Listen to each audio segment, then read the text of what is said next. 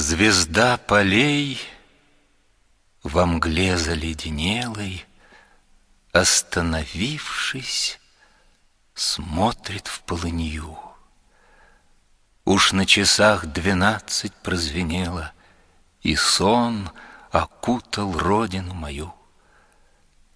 Звезда полей, в минуты потрясений я вспоминал, как тихо за холмом она горит над золотом осенним, она горит над зимним серебром. Звезда полей горит, не угасая, для всех тревожных жителей земли, своим лучом приветливым касаясь всех городов, поднявшихся вдали.